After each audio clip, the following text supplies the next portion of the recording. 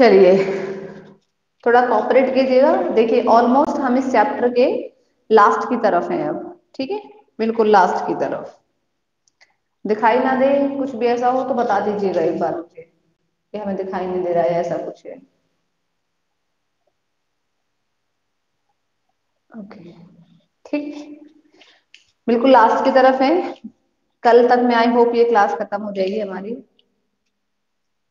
क्या है हमारा रेस्पिरेशन इन प्लांट्स, उसमें भी हमने कल इलेक्ट्रॉन ट्रांसपोर्ट सिस्टम और इलेक्ट्रॉन ट्रांसपोर्ट चेन को पूरा कंप्लीट डिस्कस किया। कैसे इलेक्ट्रॉन ट्रांसपोर्ट सिस्टम का मेंटेनेंस होता है, जो उसमें बेसिकली माइटोकॉन्ड्रियल मैट्रिक्स है, जो मेम्ब्रेन है माइटोकॉन्ड्रिया की, वो क्या कर रहे हैं, उसको मेंटेन कर रही हैं।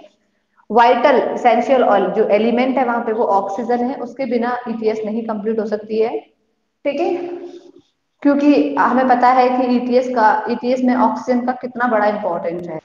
तो जो फाइनल इलेक्ट्रॉन एक्सेप्टर है, जो प्रोटॉन एक्सेप्टर है, वो ऑक्सीजन का मॉलिक्यूल ही है, जो उसका मेटाबॉलिक वाटर बना करके वापस से इस साइकिल में उस वाटर का यूज होता है।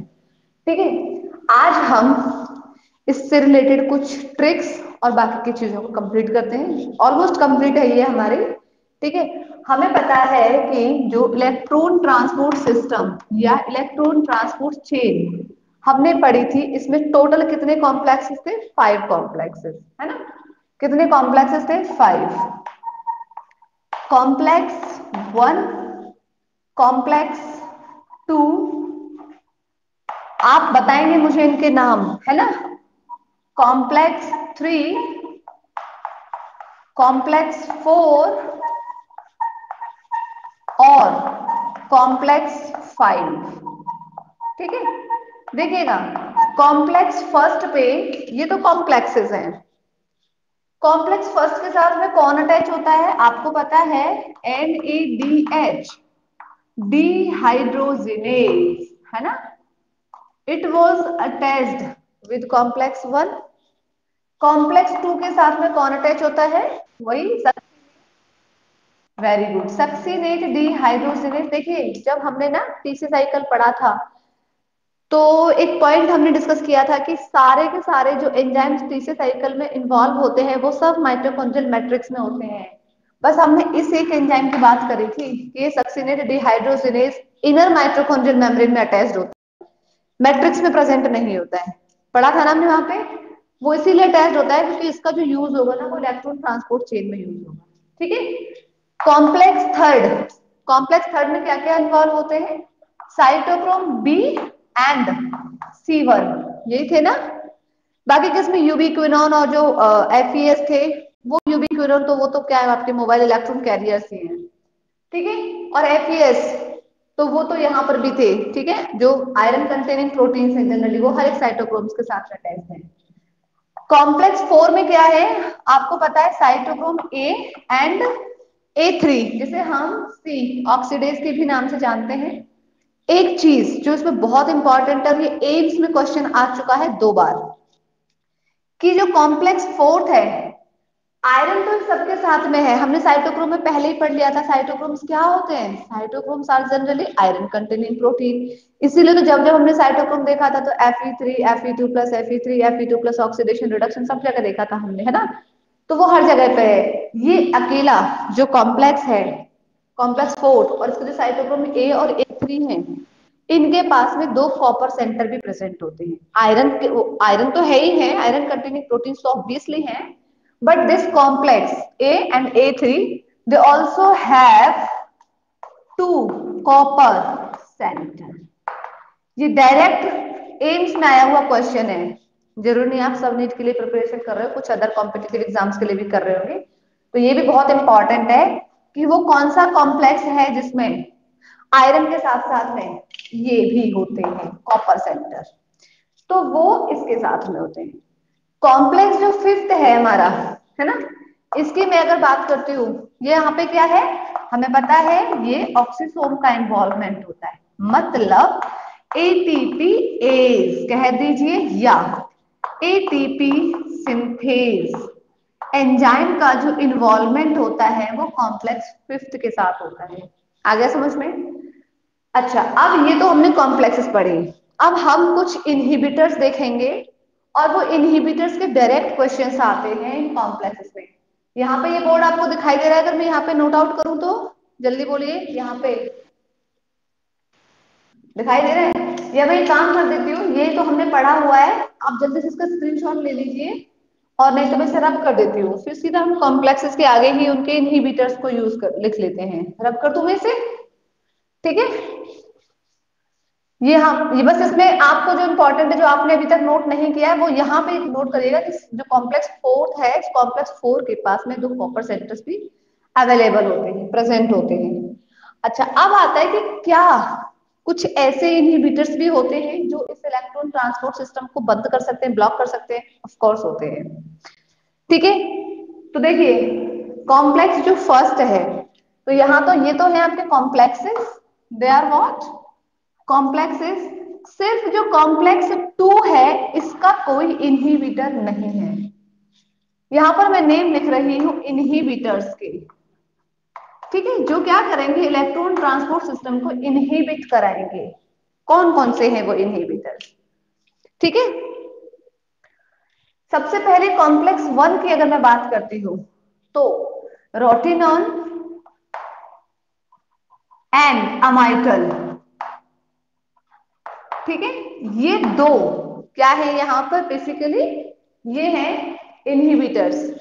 अगर इन दोनों में से कोई भी सब्सटेंस आएगा तो वो कॉम्प्लेक्स फर्स्ट को ब्लॉक करेगा, और अगर कॉम्प्लेक्स वन जो फर्स्ट है ब्लॉक हो जाएगी, तो नेचुरल सी बात है क्या नहीं होगा, इलेक्ट्रॉन ट्रांसपोर्ट सिस्टम नहीं होगा। ठीक है, सेकंड का कोई भी इनहिबिटर नहीं होता है, it does not have an inhibitor, not have. ये अकेली एकमात्र ऐसी है जिसका कोई भी इनहिबिटर नहीं होता है, no inhibitor, not have any inhibitor. ठीक है, इसके बाद में जो कॉम्प्लेक्स थर्ड है, इसके भी इनहिबिटर्स होते हैं, डायरेक्ट क्वेश्चंस आते हैं इससे। Antimycin is a inhibitor of which complex? Third. Rotenone and amytal are the inhibitors of which complex? या ब्लॉक करते हैं कॉम्प्लेक्स फर्स्ट को, electron transport system. Complex two, ये भी इंपॉर्टेंट, डायरेक्ट है। कौन सा ऐसा कॉम्प्लेक्स है जिसका कोई भी नहीं होता है इनहिबिटर? तो वो कॉम्प्लेक्स टू है, इसका कोई इनहिबिटर नहीं होता है। ठीक है, तो FeDH2 यहां से इजीली क्या कर जाता है, एंटर करता है। अब आता है कॉम्प्लेक्स फोर, ये बहुत इंपॉर्टेंट है। आपको याद है, आपने कहानी भी पढ़ी होंगी या मूवीज वगैरह में भी देखा होगा, है ना?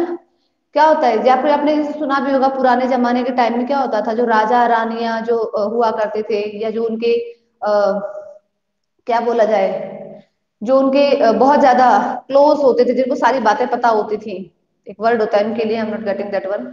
तो वो क्या करते थे, वो हमेशा ना अपने पास में एक रिंग पहन के रखते थे, डायमंड की रिंग एक्चुअल में, या उनके रिंग के अंदर में एक्चुअल क्या होता था, साइनाइड भरा होता था। या अभी भी मूवीज में आप देखते होंगे, अगर किसी से कोई राज उगलवाने हैं, कोई गलती से किसी के हाथ लग गया, किसी दूसरे टेररिस्ट ग्रुप के या कहीं पे भी, तो वो अपने जो भी उसके पास में सारी बातें हैं उनको एक्सपोज ना कर दे, डिस्क्लोज ना कर दे, इसलिए वो क्या करते थे, जल्दी से साइनाइड खा लेते थे, है ना? सुना भी होगा, मूवीज में भी देखा होगा। तो वो साइनाइड क्या करता है, वो साइनाइड इस कॉम्प्लेक्स फोर को ब्लॉक करता है डायरेक्टली।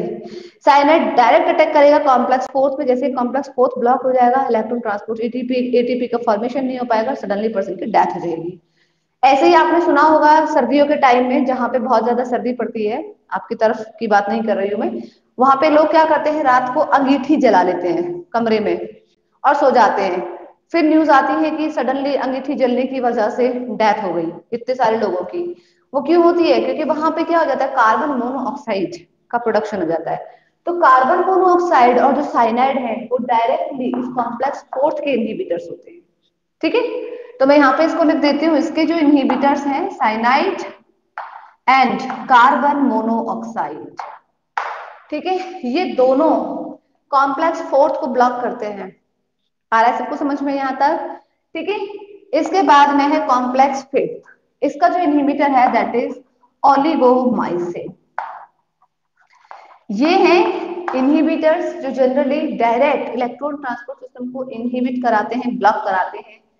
सबके इनहिबिटर्स हैं, सबके डायरेक्ट क्वेश्चंस आते हैं, बस नहीं है जिसका, वो कॉम्प्लेक्स टू है, इसका कोई इनहिबिटर नहीं है। समझने वाले जैसे कोई बात इसमें है नहीं है। अब हम बात करते हैं इलेक्ट्रॉन ट्रांसपोर्ट सिस्टम की ट्रिक्स की, जो हमने कल बोला था, कैसे हम इसे लर्न कर सकते हैं। देखिएगा, किसी और बच्चे ने बनाई थी क्या ट्रिक? मैंने आपको बोला था। पहली बात तो हम यहाँ पे ट्रिक्स जो लर्न करेंगे वो एंजाइम्स के लिए है, ठीक है, जो इसमें इन्वॉल्व है एंजाइम्स में। या मैं नॉर्मली कर लेती हूँ ट्रिक्स फॉर ईपीएस 1 या ट्रिक 1 ऐसे कर लेते हैं। एक दो ट्रिक है इसके लिए, ठीक है, जिसमें कहीं पर तो एक ट्रिक में तो हम एंजाइम्स के साथ बात करेंगे और एक ट्रिक में हम इसकी जो रिमेनिंग मॉलिक्यूल्स हैं उनकी बात करेंगे। किसी ने बनाई ट्रिक? ऊपर का नहीं दिख रहा मैम, ऐसा क्या? ऊपर का नहीं दिख रहा, लीजिए अब दिख गया ऊपर का। अब दिख गया ऊपर का क्या था? बस इलेक्ट्रॉन ट्रांसपोर्ट सिस्टम था, ठीक है। अब देखिएगा ट्रिक है इसकी, सबसे पहली वाली ट्रिक है वो ये है, ब्रदर NAD एंड FAD, ठीक है, कोक्ड CO कुक्ड 244 डिशेज, ठीक है, with water and ATP, with water, that is H2O and ATP। ये एक ट्रिक है। ब्रदर मतलब यहाँ पे ये दो भाई हैं, NAD और एक FAD, है ना। आपको पता है इस NAD का क्या हुआ है पहले? अच्छा, यहाँ पे जो NADH2 और FeDH2 है उनका हमेशा याद रखिएगा रिडक्शन कहाँ कहाँ होता है? ग्लाइकोलाइसिस में हुआ। मतलब कि ये है कि माइटोकॉन्ड्रियल मैट्रिक्स में रिडक्शन इनका ज्यादा होता है ना। तो ये अब ऑक्सीडाइज स्टेट में है, तो ऑक्सीडेशन तो इलेक्ट्रॉन ट्रांसपोर्ट सिस्टम में ही हुआ है ना। किसने करवाया है? उन एंजाइम्स का नाम है। तो यहाँ पे कौन सा है वो एंजाइम बताइएगा? वही हमने यहाँ पे भी थोड़ी देर पहले लिखा हुआ था, NADH डिहाइड्रोजिनेज, ठीक है। ऐसे ही FAD दूसरा वाला भाई है ये, इसका जो एंजाइम है वो क्या है? सक्सिनेट डिहाइड्रोजिनेज SDH, या FAD और यहाँ पे यार और एंड में लिखेंगे और लिखेंगे और FADH डिहाइड्रोजिनेज। ये दो एंजाइम्स के नेम है। फिर है कुक्ड, देखिएगा अलग से बनाया है ये CO। कुक्ड मतलब ये कॉम्प्लेक्स 1 के साथ अटैच्ड होता है, हाँ या ना? ये कॉम्प्लेक्स 2 के साथ अटैच्ड होता है। ये एक मोबाइल इलेक्ट्रॉन कैरियर है। क्या है वो इलेक्ट्रॉन कैरियर बताइएगा? मैंने कल ही आपको बताया था कि यूबीक्विनोन को कोएंजाइम क्यू भी कहा जाता है, तो ये वही है, कोएंजाइम क्यू। सबको समझ में आ रहा है ना? कोएंजाइम क्यू यानी कि ये है यूबीक्विनोन। फिर है यहाँ पे 244, ये 240 राइट साइड का दिखाई नहीं दे रहा है, एक मिनट, आप दिख रहा है? Okay, just a minute. चलिए, तो ये है यहाँ पे क्या 244 क्या है देखिएगा। टू में आपको याद है जब इस कॉम्प्लेक्स 1 के साथ में एक NADH2 का ऑक्सीडेशन होता है, रिमूव होते हैं, तो दो ही हाइड्रोजन के एटम्स रिमूव होते हैं ना, उनसे दो प्रोटॉन दो इलेक्ट्रॉन्स रिलीज होते हैं, ये वो है। फिर कॉम्प्लेक्स 2 के साथ में FAD का जब ऑक्सीडेशन होता है तो उससे भी दो प्रोटॉन्स और एक इसके वाले दो प्रोटॉन्स चल ही रहे हैं लगातार, तो इस तरह से ये 244 है। आ गया समझ में? प्रोटोन आयंस की बात हो रही है, पहले में दो बाद में चार चार। वो चार किसकी वजह से होते हैं? इसकी वजह से हो रहे हैं। समझ में आ रहा है कि नहीं आ रहा है? जल्दी से बोलिएगा। तो दो भाई हैं NAD और FAD, उन्होंने बनाई है 244 तरह की डिशेस, किसके साथ? पानी के साथ और ATP के साथ। फाइनली इन प्रोटॉन्स का और इन्हीं इलेक्ट्रॉन्स का यूज करके जो एक ऑक्सीजन का मॉलिक्यूल होता है वो ये वाटर का मॉलिक्यूल बनाता है, और इन्हीं प्रोटॉन और इलेक्ट्रॉन्स का यूज करके ऑक्सीसोम के थ्रू ATP भी बनती है। आया समझ में कि नहीं आया? बाय ATPase, और ATPase F1 पार्टिकल की बात हो रही है, ऑक्सीसोम की बात हो रही है। एक तो ये ट्रिक हो गई। दूसरी ट्रिक जो है, मैं थोड़ा सा बोर्ड को इधर कर देती हूँ, जल्दी से इसको नोट कर लीजिएगा आप।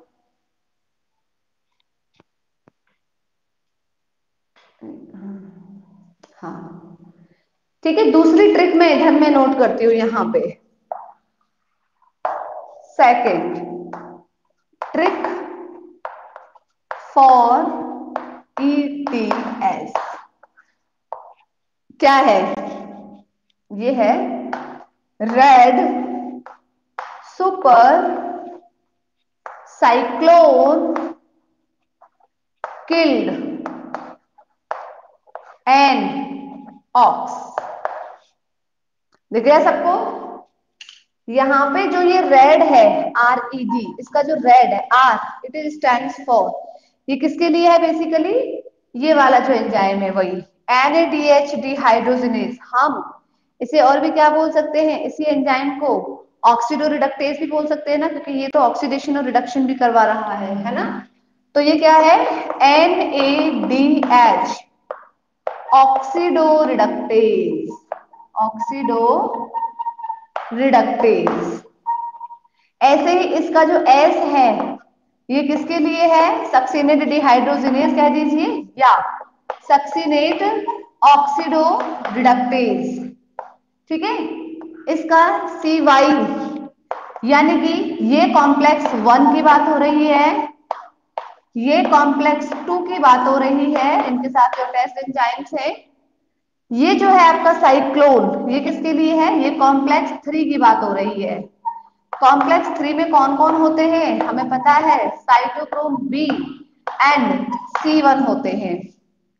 आया समझ में? और यहां पर फिर है एक ओ। ओ किसके लिए है? ओ स्टैंड्स फॉर, हमने पता है साइटोक्रोम सी ऑक्सीडेज, है ना। यानी कि ये सी ऑक्सीडेज किसका है? ये कॉम्प्लेक्स 4 की बात हो रही है। This is about complex 4। ठीक है, ये कॉम्प्लेक्स 4 की बात हो रही है, जिसमें आपके कौन कौन आते हैं? Cytochrome A and A3। बस आपको इसमें लर्न क्या करना पड़ेगा, एक तो यूबिक्विनोन मोबाइल इलेक्ट्रॉन कैरियर है, और एक इसमें आपको जो कॉम्प्लेक्स फिफ्थ है ऑक्सीजन, वो आपको लर्न करना है। ये ट्रिक है, हो गई कंप्लीट? हाँ या ना? समझ में कुछ आया? वैसे ट्रिक है, इसमें समझने जैसा कुछ है नहीं है। राइट साइड का दिखाई नहीं दे रहा, अब तो दिखाई देना चाहिए, अभी भी नहीं दिखाई दे रहा है।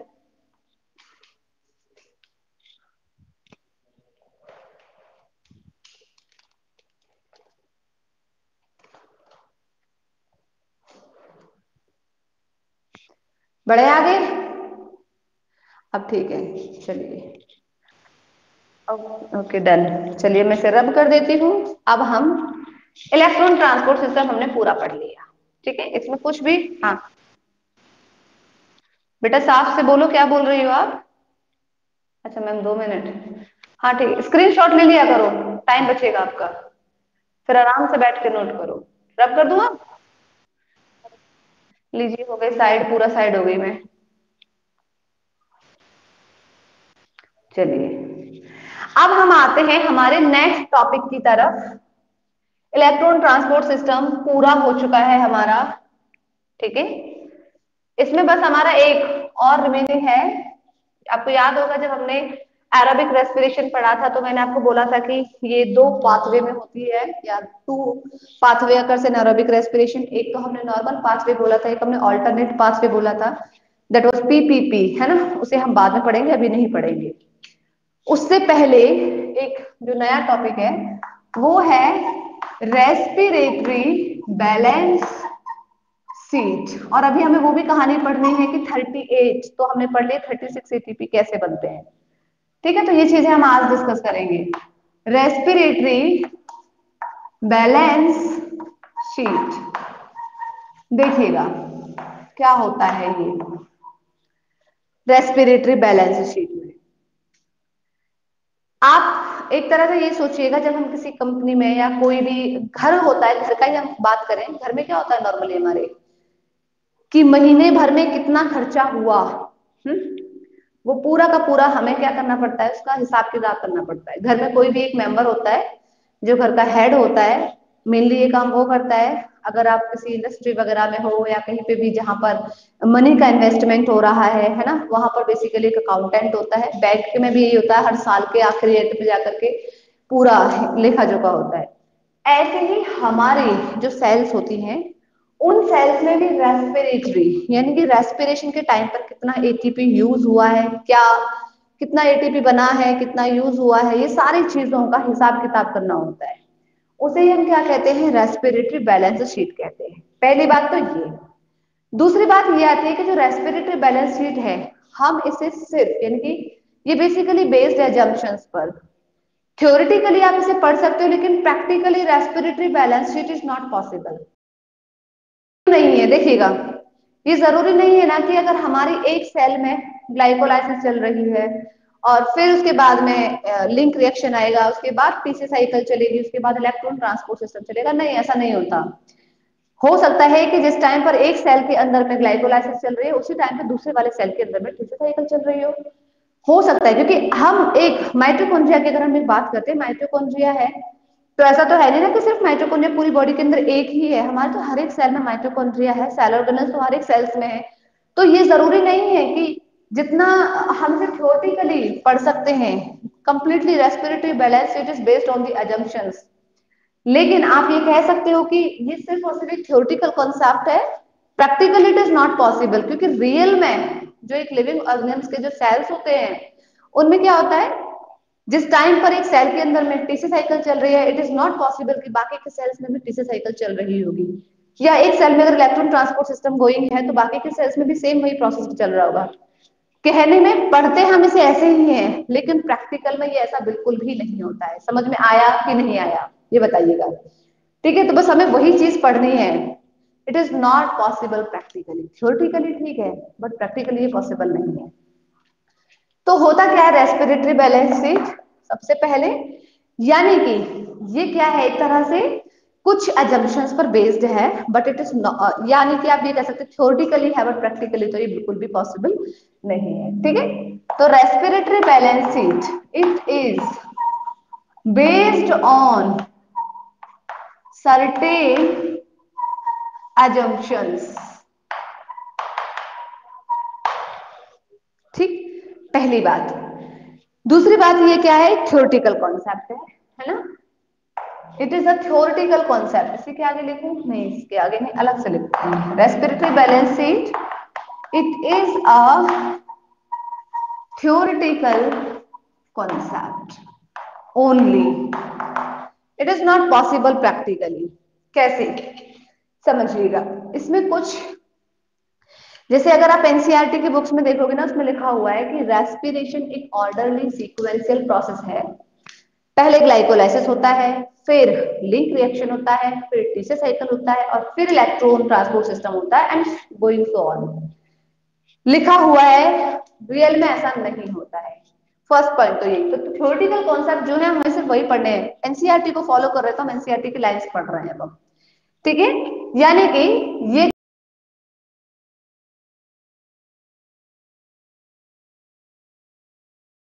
respiration is respiration is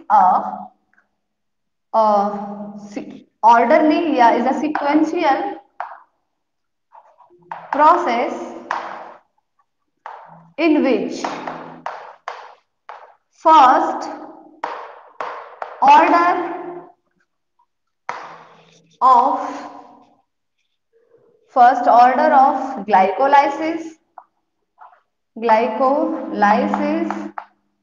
then link reaction and TCA cycle and going so on।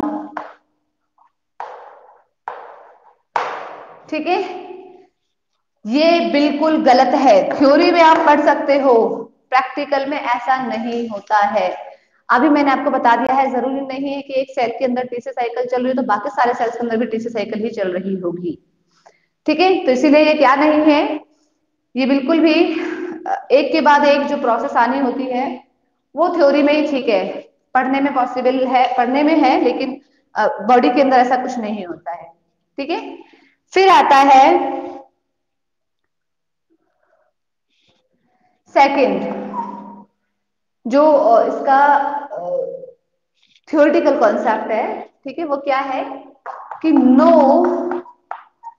Intermediate no intermediate respiratory substrate, respiratory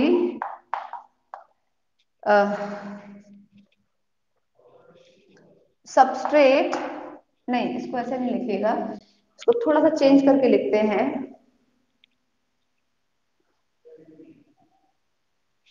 no intermediate respiratory product is used in the synthesis of any other substrate। ये देखिएगा, जबकि ये तो हमने पहले ही पढ़ा था। इसमें लिखा हुआ है कि कोई भी इंटरमीडिएट रेस्पिरेटरी प्रोडक्ट जो है बना है वो किसी दूसरे प्रोडक्ट के सिंथेसिस के लिए रिस्पॉन्सिबल नहीं होता है। जबकि क्या ये बात सही है? हमने तो नहीं लिखा था, है ना? जबकि यहाँ पे हम देखेंगे कि ऐसे बहुत सारे सब्सटेंसेस बनते हैं रेस्पिरेशन के टाइम में जनरली, जो और भी अदर प्रोडक्ट्स की सिंथेसिस के लिए रिस्पॉन्सिबल होते हैं, इसीलिए तो इसको एम्फिबॉलिक पाथवे भी कहा गया था। लेकिन यहाँ पे तो ये वाला पॉइंट लिखा हुआ है, इट मींस ये भी गलत है। देखिए गलत का सिंबल आप नोट में मत कर लीजिएगा, मैं आपको सिर्फ समझा रही हूँ यहाँ पे, वरना तो है तो ये एनसीईआरटी की लाइन से सब की सब। ठीक है, इसके अलावा एक और एनसीईआरटी में लिखा हुआ है कि only glucose molecule is to be considered as is to be considered as a respiratory substrate for respiration। क्या ये बात सही है? आप खुद से ही बता दीजिए इसे तो मुझे। बिल्कुल भी नहीं है ना, हमने तो जबकि देखा था कि रेस्पिरेटरी सबस्ट्रेट ग्लूकोज के अलावा, हाँ ये बात फैक्ट है कि कार्बोहाइड्रेट को हमने सबसे ज्यादा कंसीडर किया था, लेकिन उसके अलावा फैट और प्रोटीन्स से भी तो सेम अमाउंट, मतलब ऑक्सीजन जो एटीपी है या जो अदर मॉलिक्यूल्स हैं उनका सिंथेसिस होता है। तो ये भी सिर्फ थ्योरेटिकली है, ये रियल साइंटिफिकली मतलब practically it is not possible. ठीक है, और एक और चीज है, ठीक है, फोर्थ वन इज की जो ग्लाइकोलाइसिस में NADH2 बनता है वो डायरेक्टली माइटोकॉन्ड्रियल मैट्रिक्स में नहीं जाता है। तो ग्लाइकोलाइटिक NADH2 को साइटोप्लाज्म से मैट्रिक्स में भेजा जाता है, वो डायरेक्टली नहीं पहुंचता है उसमें। ठीक है, तो और उसी के थ्रू ऑक्सीडेटिव फॉस्फोराइलेशन होता है। ये भी बात है यहाँ पे कि जनरली उसी के थ्रू क्या होगा, ऑक्सीडेटिव फॉस्फोराइलेशन होगा। तो ऐसा नहीं है कि सिर्फ उसी ग्लाइकोलाइटिक NADH के थ्रू ही ऑक्सीडेटिव फॉस्फोराइलेशन होता है, इसके अलावा जो लिंक रिएक्शन में टीसी साइकिल में जो NADH2 का फॉर्मेशन हुआ है वहां से भी ऑक्सीडेटिव फॉस्फोराइलेशन होता है। ठीक है, तो यहाँ पर है ग्लाइकोलाइटिक, मतलब जो ग्लाइकोलाइसिस के टाइम पर बना है, NADH2 is sent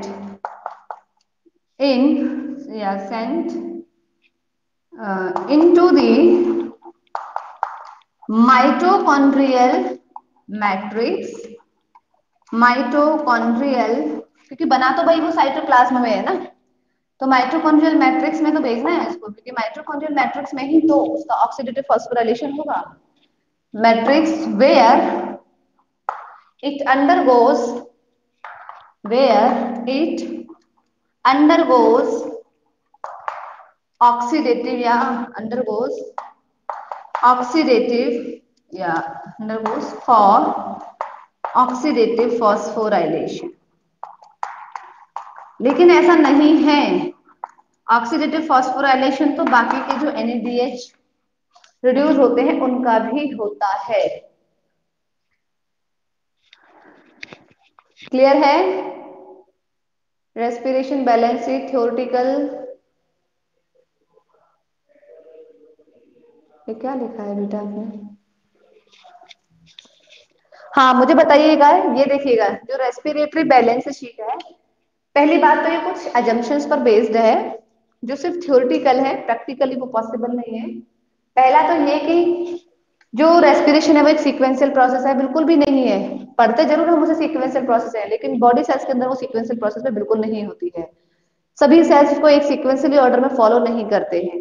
दूसरी बात कि जो इंटरमीडिएट रेस्पिरेटरीज, रेस्पिरेशन के टाइम पे कुछ इंटरमीडिएट जो सबस्ट्रेट बनते हैं वो कोई और दूसरे सबस्ट्रेट नहीं बनाते हैं, ये भी गलत है, ये भी होता है। बहुत सारे सबस्ट्रेट हम पढ़ेंगे, जैसे कि हम देखेंगे यहाँ पे सक्सिनाइल कोएंजाइम जो है वो साइटोक्रोम, फाइटो हॉर्मोन्स, इन सबको भी बनाते हैं। सक्सिनाइल जो कोएंजाइम है, ठीक है, सक्सिनेट के साथ साथ उन सबको भी बनाते हैं, जो कि रेस्पिरेशन का पार्ट नहीं है लेकिन बनाते हैं वो उनको, ठीक है। ऐसे ही है इसमें कि सिर्फ और सिर्फ ग्लूकोज मॉलिक्यूल को रेस्पिरेटरी सबस्ट्रेट की तरह कंसीडर किया गया है, नहीं। फैट, प्रोटीन्स और other organic acids are also considered to be as a respiratory substrate. और इसमें है कि जो एक ग्लाइकोलाइसिस के टाइम पर जो NADH2 का फॉर्मेशन होता है उसका उसको माइटोकॉन्ड्रियल मैट्रिक्स में भेजा जाता है, जहां पर उसका where it undergoes for oxidative phosphorylation. तो वो सिर्फ इसी का नहीं है, वो सबके साथ में होता है। हाँ या ना, समझ में आया है कि नहीं आया है? रब कर दूं से आगे बढ़ जाए थोड़ा सा हम, ठीक है। अब देखिएगा, हम बात करते हैं रेस्पिरेटरी बैलेंस शीट कैसे। और अभी हम थोड़ी देर, अब क्या रुकना, अब तो पूरा रब हो गया है।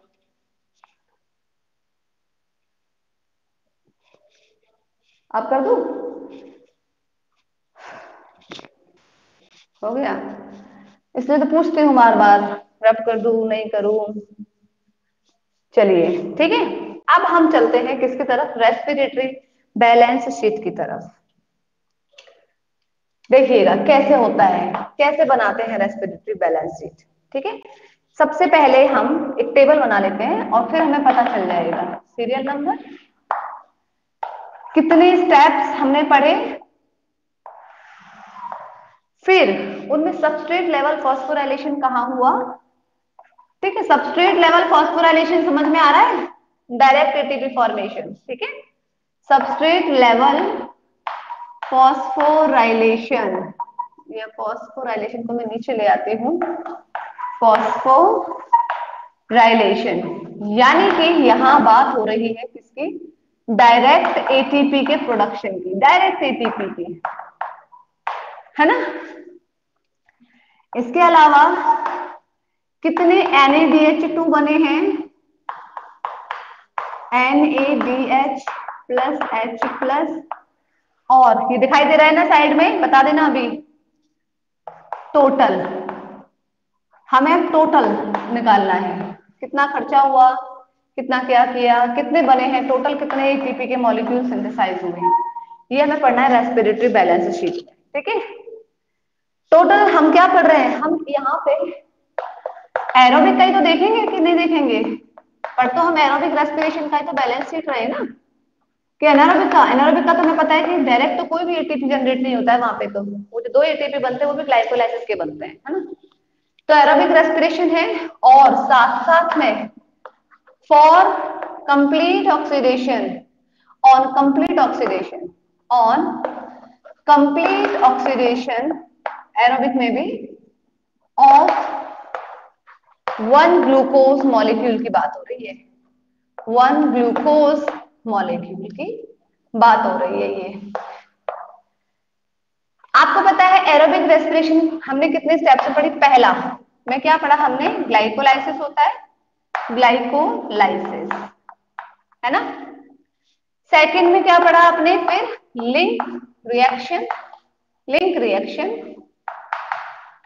थर्ड स्टेप पर आपने क्या पढ़ा था, बताइएगा जल्दी जल्दी से मुझे, क्रेब्स साइकिल, या टीसी साइकिल कर दूं, या citric acid cycle, this was the third step, है ना, यही था ना। तो मेनली हमें यहां तक पढ़ना है, इलेक्ट्रॉन ट्रांसपोर्ट सिस्टम को हम नहीं देखेंगे, क्योंकि इलेक्ट्रॉन ट्रांसपोर्ट सिस्टम में तो जो ये NADH है ये अपनी अपनी एनर्जी को रिलीज करते हैं, कोई नया एटीपी नहीं बनता है वहां पे, एटीपी का फॉर्मेशन तो यहां तक में होता है ना। देखिए याद आया, ग्लाइकोलाइसिस में टोटल कितने बने थे, कितने एटीपी के मॉलिक्यूल्स बने थे, दो एटीपी के मॉलिक्यूल्स बने थे, मतलब बने तो फोर थे लेकिन फोर में से दो वापस दे दिए थे, तो टोटल कितने बने थे, 2 एटीपी। ये सबस्ट्रेट लेवल फॉस्फोराइलेशन का है पार्ट। लिंक रिएक्शन में नो एटीपी, कोई एटीपी नहीं बनी थी लिंक रिएक्शन में। टीसी साइकिल की अगर हम बात करते हैं तो भाई टीसी साइकिल में भी दो एटीपी बने थे, है ना। एक पायरुविक एसिड से एक एसिटाइल कोएंजाइम ए, एक एसिटाइल कोएंजाइम ए से एक क्रेब्स साइकिल रन हुई थी और एक एटीपी का मॉलिक्यूल बना था वाया जीटीपी। तो यहाँ तो हम पूरे ग्लूकोज की कहानी पढ़ रहे हैं। तो एक ग्लूकोज से दो पायरुविक एसिड के मॉलिक्यूल बने, उसी से दो एसिटाइल कोएंजाइम ए बने और दोनों एसिटाइल कोएंजाइम ए दो बार क्रेब्स साइकिल को रन करेंगे तो दो एटीपी के मॉलिक्यूल्स बनेंगे वाया जीटीपी। कोई डाउट यहां तक? अब आते हैं एनएडीएच पे। बताइएगा मुझे जल्दी जल्दी से कितने कितने एनएडीएच बने हैं। ग्लाइकोलाइसिस में कितने बने थे बेटा? 2 NADH प्लस 2H प्लस, ये तो बने थे ग्लाइकोलाइसिस में, है ना। लिंक रिएक्शन में भी कितने बने थे? ऐसे तो एक बनेगा, हाँ, लेकिन पूरे ग्लूकोज की बात हो रही तो यहाँ पर भी 2 ही बने, 2 इंटू NADH2। अच्छा, टीसीएस साइकिल में कितने बने थे? 6 बने थे, वेरी गुड, 6 NADH2। और यहाँ पे FADH2 भी बने थे ना, तो कितने बने थे? 2 FADH2। बस अब इनमें से एटीपी निकाल दीजिएगा। 1 NADH2 इक्वल्स टू 3 एटीपी। हाँ, तो यहाँ 2 है तो कितने एटीपी बनेंगे भाई? 6 एटीपी, है ना। यहाँ पे भी कितने बने हैं? 6 एटीपी बनेंगे। ये इलेक्ट्रॉन ट्रांसपोर्ट सिस्टम में जाकर के अपने आप को जब रिलीज करेंगे, इनसे कितने बनेंगे बताइएगा? 18 एटीपी, 6 3 जा 18। और एक FADH2 इक्वल्स 2 एटीपी होता है, दो FADH2 इक्वल्स टू 4 एटीपी यहाँ बन रहे हैं। आपको जल्दी जल्दी बोलना चाहिए था, ऑलरेडी पढ़ चुके हो ये। अब देखिएगा टोटल करते हैं हम वहां पे जाके। ग्लाइकोलाइसिस में टोटल जो एटीपी बनी है वो कितनी बनी है?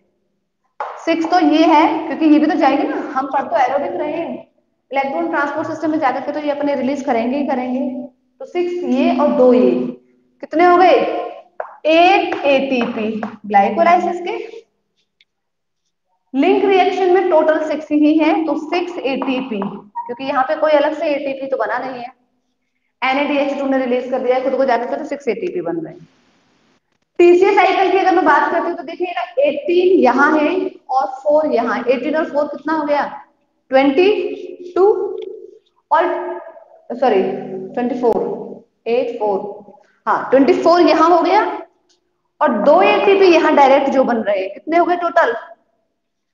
26 एटीपी। ठीक है, 26 हो जाएगा, कितना हो जाएगा? 18 8 अच्छा 12 4 हो जाएगा, 24 हाँ ठीक है, 24 एटीपी यहाँ हो गए। अब देखिएगा कितना हो जाएगा टोटल, यहाँ पे बहुत सिंपल सा है, 24 ये 6 ये 30 और 38, तो टोटल बन रहे हैं 38 एटीपी। कहाँ पे जाकर के? इसमें से ये दो और ये दो तो डायरेक्ट बने थे, 4 एटीपी तो डायरेक्ट बने थे, और बाकी के जो 34 एटीपी होते हैं वो इलेक्ट्रॉन ट्रांसपोर्ट सिस्टम में जाकर के रिलीज होते हैं। ये है टोटल अमाउंट ऑफ एटीपी। ठीक है, for complete sorry on complete oxidation of one glucose molecule. ये समझ में आया? ये है आपकी रेस्पिरेटरी बैलेंस शीट। हाँ या ना? जल्दी से बोलिएगा। हाँ मैम, तो चलिएगा इसे नोट करो जल्दी से, फिर हम आगे और बढ़ते हैं। ये 4 एटीपी है बेटा, ठीक है, 4 एटीपी, ठीक है, 2 FADH2, जल्दी से इसे नोट करिएगा, फिर हम और आगे बढ़ते हैं थोड़ा सा। 38 एटीपी की तो हमने कहानी देख ली, अब हम 36 एटीपी की स्टोरी को स्टार्ट करते हैं।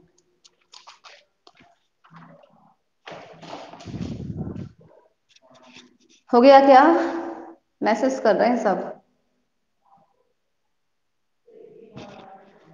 चलिए। देखो, अब अगर आपसे क्वेश्चन पूछ लिया जाए वन ग्लूकोज के ऑक्सीडेशन में तो इतना हो गया, अब मैं आपसे कुछ क्वेश्चंस पूछूंगी and you will have to give answer to me. आपको मुझे आंसर्स करने हैं, ठीक है। ये इधर गया, मैं आपसे पूछती हूँ, बताइए मुझे ऑन कंप्लीट ऑक्सीडेशन, क्वेश्चन ध्यान से पढ़िएगा और फिर बताइएगा, इससे क्वेश्चन इसी तरह से आएंगे इस चैप्टर से। On complete oxidation of one pyruvic acid, one pyruvic acid, how many total ATP molecules will generate? बताइएगा मुझे। यहां पे मैं लिख देती हूँ, एक कंप्लीट ऑक्सीडेशन होगा पायरुविक एसिड का तो कितने एटीपी के मॉलिक्यूल्स जनरेट होंगे? अगर ऐसे ही मैं लिख देती हूँ, on complete oxidation of one, one है यहाँ पे, ठीक है, एसिटाइल को एंजाइम ए, तो कितने एटीपी मॉलिक्यूल्स यहाँ जनरेट होंगे? ये आप मुझे जल्दी जल्दी से बताइएगा। और एक और मैं लिख देती हूँ यहाँ पे लास्ट में, ग्लूकोज का नहीं, क्वेश्चन आपको इस तरह से दे दिया जाएगा, on complete oxidation of one fructose 1,6 bisphosphate, ठीक है, 1,6 बिसफॉस्फेट, तो कितना एटीपी का मॉलिक्यूल्स यहाँ जनरेट होगा? बताइएगा मैं जल्दी जल्दी से, यहाँ पे कितना एटीपी के मॉलिक्यूल्स जनरेट होंगे? Waiting for your answer.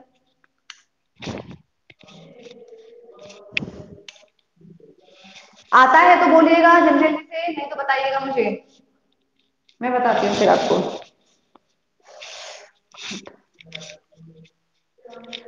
Message ना करें तो कितना अच्छा हो। हाँ अभिषेक आप बताइए।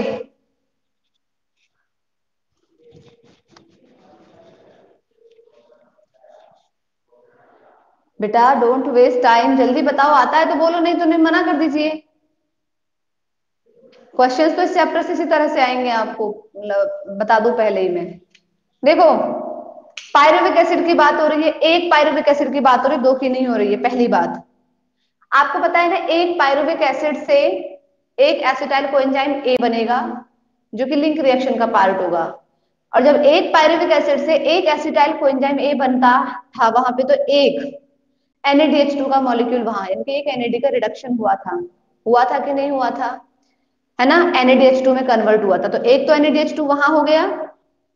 फिर वो एसिटाइल कोएंजाइम ए एंटर करेगा क्रेब्स साइकिल में, एक एसिटाइल कोएंजाइम ए है, उस एक एसिटाइल कोएंजाइम में से 3 NADH2 के मॉलिक्यूल बनेंगे, ठीक है, एक डायरेक्ट एटीपी बनेगी वाया जीटीपी, और एक FADH2 बनेगा। अब तो कैलकुलेट करके बता दीजिए कितना आया जल्दी से। एक NADH2 बना लिंक रिएक्शन में, जो अपने इलेक्ट्रॉन ट्रांसपोर्ट सिस्टम में जाकर के एनर्जी को रिलीज करेगा, 3 एटीपी वहां पे बन रहे हैं, तीन NADH2 कहां बन रहे हैं? तीसरे साइकिल में, और वो अपने एनर्जी को रिलीज करेंगे इलेक्ट्रॉन ट्रांसपोर्ट सिस्टम में, तो 9 एटीपी वहां से बनेंगे, 9 और 3 कितना हो गया? 12। एक एटीपी वाया जीटीपी बन रहा है, कितना हो गया? 13। और एक FADH2 बन रहा है जिससे 2 एटीपी के मॉलिक्यूल्स रिलीज होंगे जब वो इलेक्ट्रॉन ट्रांसपोर्ट सिस्टम में मूव ऑन करेगा, तो कितने हो गए टोटल? 13 और 2 15। कितना आंसर आ जाएगा? 15 एटीपी बनेंगे, किससे? ऑन ऑक्सीडेशन, कंप्लीट ऑक्सीडेशन जब होगा पायरुविक एसिड का, तो एक से, अगर यहीं पे 2 हो जाता तो आप मल्टीप्लाई करते चले जाइएगा, 2 है तो 30 एटीपी, 3 है तो आप मल्टीप्लाई करते जाइएगा। क्लियर है? नेक्स्ट क्वेश्चन है यहाँ पर, one acetyl co enzyme A का कंप्लीट ऑक्सीडेशन होगा तो कितने एटीपी बनेंगे? ये साइकिल्स अगर आपको रटी नहीं ना तो क्वेश्चंस कभी नहीं सॉल्व कर पाओगे, बस याद रखना। इसीलिए कि स्टेप इतना क्लैरिटी से बताया, इतना टाइम लिया है इस चैप्टर को कंप्लीट कराने में, फिर भी आप नहीं सॉल्व कर पा रहे हो आंसर, तो गलत बात है ये। अब देखिएगा, नेक्स्ट है one acetyl coenzyme A. Acetyl coenzyme A किसका प्रोडक्ट है? लिंक रिएक्शन का। तो पायरुविक एसिड से एसिटाइल कोएंजाइम ए बन गया, जब पायरुविक एसिड से एसिटाइल कोएंजाइम ए बन रहा है, उसके बीच में जो NADH2 बन रहा है, अब उसको हम कंसीडर नहीं करेंगे। क्यों? क्योंकि यहाँ पर एसिटाइल कोएंजाइम ए की बात हो रही है, और ये acetyl coenzyme A direct enter कर जाएगा किसमें? क्रेब्स साइकिल में। तो क्रेब्स साइकिल में जाकर के इससे 3 NADH2 बनेंगे जो अपनी एनर्जी को इलेक्ट्रॉन ट्रांसपोर्ट सिस्टम में जाकर रिलीज करेंगे 9 एटीपी के फॉर्म में, एक एटीपी बनेगा इससे डायरेक्ट, ठीक है, तो कितना हो गया? 10 जीटीपी के थ्रू जो बना, 9 और 1 10, और एक FADH2 बनेगा जो अपनी एनर्जी को रिलीज करेगा इलेक्ट्रॉन ट्रांसपोर्ट सिस्टम में जाकर के 2 एटीपी में, तो यहाँ पे कितने हो जाएंगे total? 12 ATP. Respiratory balance sheet से बहुत क्वेश्चंस आते हैं और इसी तरह से आते हैं। यहां आ जाते हैं ग्लूकोज के ऑक्सीडेशन तो आप कर दोगे कि on complete oxidation of glucose में 38 एटीपी हो गए, 36 कहां होंगे? वो अब जस्ट इसके बाद आएगा, 38 हो गए, ठीक है। अगर क्वेश्चन आ जाता है कि complete oxidation of one fructose 1,6 bisphosphate पे कितने एटीपी के मॉलिक्यूल्स जनरेट होंगे। आप याद करिएगा ग्लाइकोलाइसिस में क्या पढ़ा था, ग्लूकोज ग्लूकोज 6 फॉस्फेट वहां पर एक एटीपी का यूज हुआ था, एडीपी में कन्वर्ट हुई थी, तब जाकर के तो 6 फॉस्फेट में कन्वर्ट हुआ था। ग्लूकोज 6 फॉस्फेट से फ्रक्टोज 6 फॉस्फेट, है ना, वहां पर कोई एटीपी का यूज नहीं हुआ था। लेकिन जब फ्रक्टोज से फ्रक्टोज 1,6 बिस्फॉस्फेट बना था तो वहां पे फिर से जाकर के एक एटीपी का यूज हुआ था। लेकिन यहां पूछा गया है कि फ्रक्टोज 1,6 बिस्फॉस्फेट का अगर कंप्लीट ऑक्सीडेशन होगा, यानी कि वो सब तो हो चुका पहले ही, glucose glucose 6 phosphate fructose 6 phosphate, उसके बाद जब फ्रक्टोज 1,6 बिस्फॉस्फेट बना है तो ये भी क्या बनाएगा, वही दो पायरुविक एसिड के मॉलिक्यूल बनाएगा। और यहां से जब कहानी शुरू होगी तो टोटल 4 एटीपी के मॉलिक्यूल्स बनेंगे कि नहीं बनेंगे, हाँ या ना, 2 NADH2 बनेंगे और 4 एटीपी के, जो ग्लाइकोलाइसिस में टोटल तो 4 एटीपी बन रहे थे ना, दो वापस कर दिए जा रहे थे। लेकिन क्वेश्चन में पूछा है फ्रक्टोज 1,6 बिस्फॉस्फेट, यानी कि जो 2 एटीपी लिए थे वो ग्लूकोज लेता है, ये थोड़ा ना ले रहा है, ये तो कोई एटीपी नहीं ले रहा है ना। तो ये एटीपी जब लेगा ही नहीं तो देगा क्यों भाई, डायरेक्टली बिल्कुल नहीं देगा। तो 4 के 4 एटीपी इसके पास रहेंगे, इसे किसी को देने की जरूरत नहीं है। तो यहाँ इसके ऑक्सीडेशन में ग्लाइकोलाइसिस में 4 एटीपी बन जाएंगे डायरेक्ट, जिसमें से इसको एक भी एटीपी किसी को नहीं देना है। 4 एटीपी बनेंगे, 2 NADH2 बनेंगे जो इलेक्ट्रॉन ट्रांसपोर्ट सिस्टम में जाके अपनी एनर्जी को रिलीज करेंगे।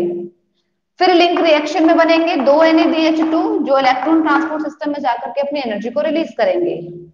फिर 6 NADH2 बनेंगे क्रैब साइकिल में, जो अपनी एनर्जी को इलेक्ट्रॉन ट्रांसपोर्ट सिस्टम में जाकर रिलीज करेंगे। फिर 2 एटीपी के मॉलिक्यूल बनेंगे वाया जीटीपी क्रैब साइकिल में, और फिर 2 FADH2 के मॉलिक्यूल बनेंगे क्रैब साइकिल में। एड ऑन कर दीजिएगा कितना, 38 तो वैसे ही हो रहा था, दो आपने दिए नहीं है किसी को, यहाँ पे दो एक्स्ट्रा है, कितना होगा टोटल, 4 एटीपी ये, 6 एटीपी ये, फिर 6 एटीपी ये, 18 एटीपी ये, फिर 2 एटीपी यहाँ, और फिर 4 एटीपी यहाँ। कितना हो गया बताइएगा, 4 6 10, 38 क्यों हो जाएगा भाई, 4 और 6 10, 10 और 6 16, ठीक है, 16 और 2 18, 18 और 4 कितना हो गया आपका, वही सेम 24, और फिर से यहां पर भी कितने हैं 18, है ना। तो यहाँ पे बहुत सिंपल सा हिसाब है, 38 जो बन रहे हैं ना वो तो बन ही बन रहे हैं। ये 38 कैसे बने थे, जब उसने अपने 2 एटीपी के मॉलिक्यूल्स को रिलीज कर दिया था, 48 एटीपी एग्जैक्टली, ठीक है, 40 एटीपी टोटल, क्योंकि ये वाले जो दो है ना वो बच गए यहाँ पे। तो ये टोटल कितना हो गया 40 एटीपी। ऐसे क्वेश्चंस आएंगे इसमें से, रेस्पिरेटरी बैलेंस शीट में से। अब आपको ना ये बहुत ध्यान से पढ़ना है, यहाँ एक पूछा जा रहा है एसिटाइल कोएंजाइम, ए पूछा जा रहा है कि पायरुविक एसिड पूछा जा रहा है कि ग्लूकोज पूछा जा रहा है, यहाँ पे 2 3 4 भी हो सकते हैं। अगर आपको एक की कहानी आती है आप 3 4 के अपने आप से निकाल सकते हो। यहाँ नोट करिएगा। अब हम देखते हैं कि 36 एटीपी कैसे बनते हैं, जल्दी से इसे नोट करिएगा। 6 एटीपी वाली और देख लीजिएगा, उसके बाद में फिर मैं क्लास को डिस्कनेक्ट कर दूंगी। सोचा था कि आज हो जाएगा, थोड़ा रब कर दूं इसे, सबका हो गया है ना।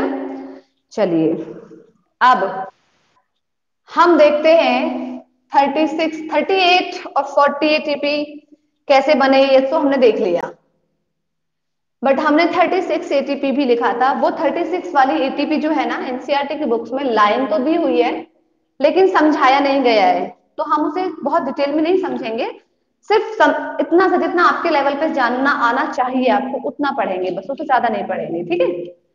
सुनना, 36 एटीपी कैसे बनते हैं एक ग्लूकोज के ऑक्सीडेशन पे, देखिएगा। जो NADH2 ग्लाइकोलाइसिस में NADH2 जो बनते हैं इन ग्लाइकोलाइसिस, है ना, इनको कहा जाता है ग्लाइकोलाइटिक NADH2, ठीक है, इनको कहा जाता है known as glycolytic NADH plus H plus, ठीक है, या H2, ये जो NADH2 ग्लाइकोलाइसिस में बनते हैं ना, ये आपको पता है कि ग्लाइकोलाइसिस कहाँ होती है? साइटोप्लाज्म में होती है। तो ये कहाँ बनती है? ये साइटोप्लाज्म में बनते हैं। अब ये चीज हमें पता है कि NADH2 का जो ऑक्सीडेशन होता है, यानी कि जो इनके अंदर में स्टोर्ड एनर्जी होती है, वो रिलीज माइटोकॉन्ड्रियल मैट्रिक्स में होती है। हाँ, माइटोकॉन्ड्रियल मैट्रिक्स में होती है। अब ये डायरेक्टली कहाँ नहीं जा सकते? माइटोकॉन्ड्रिया में नहीं जा सकता है। यानी कि जो ये वाला ग्लाइकोलाइटिक है NADH2, it can not pass into mitochondria mitochondria या माइटोकॉन्ड्रियल मेम्ब्रेन डायरेक्टली। ठीक है, ये डायरेक्टली पास नहीं कर सकते हैं, याद रखिएगा। डायरेक्टली तो ये वाले जो ग्लाइकोलाइटिक NADH2 है, ये माइटोकॉन्ड्रिया में डायरेक्ट एंटर नहीं कर सकते हैं। अगर आपसे क्वेश्चन में पूछा जा रहा है प्रोकैरियोट्स की कहानी, तो प्रोकैरियोट्स में तो आंख बंद करके आप आंसर कर देना, 38 ATP ही बनते हैं। लेकिन यूकैरियोट्स में नहीं ऐसा होता है, क्योंकि यूकैरियोट्स के पास भी माइटोकॉन्ड्रिया है। यहाँ पर भी माइटोकॉन्ड्रिया का काम करता है। आपको मैंने बताया था इस सेल ऑर्गेनेल का नाम, जो हमने बायोलॉजिकल क्लासिफिकेशन पढ़ा था। तो यहाँ पे क्या होता है, और यहाँ पे जब वो डायरेक्टली पास नहीं कर सकते, तो उनको पास कौन करवाता है? इनको, यानी कि ये वाले जो ग्लाइकोलाइटिक NADH2 हैं, they pass into mitochondrial membrane via two shuttles. ठीक है, किसके थ्रू? टू सटल्स। दो सटल्स होते हैं जिनके थ्रू NADH2 ग्लाइकोलाइटिक NADH2 को साइटोप्लाज्म से माइटोकॉन्ड्रिया में पास करवाया जाता है। अब क्वेश्चन आता है कि ये दो सटल कौन कौन से हैं? एक तो है that is glycerol 3 phosphate subtle, एक तो ये वाला सटल है। ठीक है, सेकंड जो सटल है that is malate aspartate shuttle. ठीक है, मैलेट एस्पार्टेट सटल, ये वाला SHUTTLE। इनके थ्रू ग्लाइकोलाइटिक NADH2 साइटोप्लाज्म से माइटोकॉन्ड्रियल मैट्रिक्स में जाते हैं और वहां पे जाके अपनी एनर्जी को रिलीज करते हैं। प्रोकैरियोट्स में 38 ATP क्यों बनते हैं?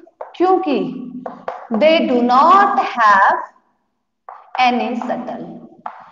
ठीक है, इनके पास कोई सटल नहीं होता है, इसीलिए डायरेक्ट एटीपी बन जाएंगे इनसे। अच्छा, ये जो कॉमन है ना, ये वाला जो ग्लिसरॉल 3 फॉस्फेट सटल है, it is more common subtle. ये क्वेश्चन आता है direct, it is more common subtle. ज्यादातर तो यही होता है, प्लांट्स हो चाहे एनिमल्स हो, हमारे सेल्स। मैलेट एस्पार्टेट जो है ना, it is more efficient subtle, more efficient subtle. 38 जो एटीपी बनते हैं वो इससे बनते हैं, अगर NADH2 इस वाले सटल के थ्रू एंटर कर रहा है तो बनेंगे 38 ATP। पता है मुझे, तुमने कल जाओ क्लास से। अगर ग्लिसरॉल 3 फॉस्फेट से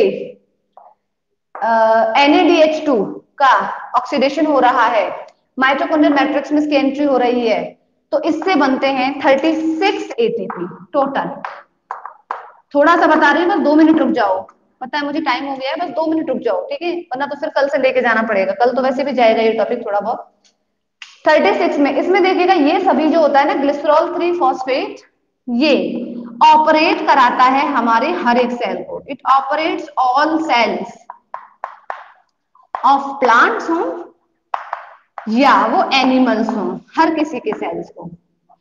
तो इसीलिए इसको बोला गया है कि ये ज्यादा कॉमन है। लेकिन जो मैलेट एस्पार्टेट सटल है, ये किस किस को ऑपरेट कराता है? हमारे हार्ट सेल्स, लिवर सेल्स और किडनी सेल्स को, इन तीनों को ये ऑपरेट कराता है। इसीलिए ये मोर एफिशिएंट है, ज्यादा एटीपी इसमें बनती है। तो ये भी क्वेश्चन पूछ लिया जाता है कि कौन सा सटल कौन से सेल्स को ऑपरेट कराता है। Then malate aspartate shuttle operates heart, liver and kidney cells of animals। ठीक है, ऑफ एनिमल्स। इसमें बनते हैं टोटल 38 और इसमें बनते हैं टोटल 36। वो कैसे बनते हैं, क्योंकि जो ग्लिसरॉल 3 फॉस्फेट होता है ये इसके एक NADH को यूज करता है, इसके एक प्रोटोन को यूज करता है, और एक्चुअल में ये FAD को देता है, NADH2 को नहीं देता है। तो जो FAD जो बनता है वो इसके थ्रू बनता है, यानी कि इसको साइटोप्लाज्म से माइटोकॉन्ड्रियल मैट्रिक्स में जाना है तो कुछ रिश्वत देनी पड़ती है और वो इसको देता है। इसीलिए ये इसके एक एक फॉस्फेट मॉलिक्यूल को यूज कर लेता है। एक NADH से 3 ATP बनते हैं, लेकिन इस केस में जब इस शटल के थ्रू साइटोप्लाज्म से ये माइटोकॉन्ड्रियल मेम्ब्रेन में जाता है तो सिर्फ 2 ही ATP बन पाते हैं। इसीलिए टोटल यहाँ पे 36 ATP बनते हैं। कैसे बनते हैं साइटोप्लाज्म, वो सब हम नेक्स्ट क्लास में देखेंगे। यहाँ किसी को कोई डाउट है? यहाँ तक में किसी को डाउट है? टाइम अप हो गया मुझे पता है सबको ठीक है, ओके, जल्दी से नोट करिएगा। बाकी का फिर हम नेक्स्ट क्लास में डिस्कस करेंगे। ये जो कहानी है थोड़ी सी पढ़ेंगे हम, बहुत ब्रीफ में आपके लेवल तक में कैसे होंगे वो दिखाऊंगी बस मैं आपको, कैसे ये इसके एक ये जो ग्लिसरॉल 3 फॉस्फेट है कैसे ये इसको एक 3 नहीं बल्कि 2 ATP बनाने देगा। ठीक है, और तब जाकर के वो 36 ATP होंगे। And then we will discuss about the amphibolic pathway, यानी कि जो ओवरऑल मेटाबॉलिज्म है फैट्स का, कार्बोहाइड्रेट्स का और अमीनो एसिड्स का, और फिर हम पढ़ेंगे PPP पाथवे को। ठीक है, कोई डाउट है तो पूछ लीजिएगा। नहीं है कोई डाउट? ओके बाय बेटा, take care, have a good day to all.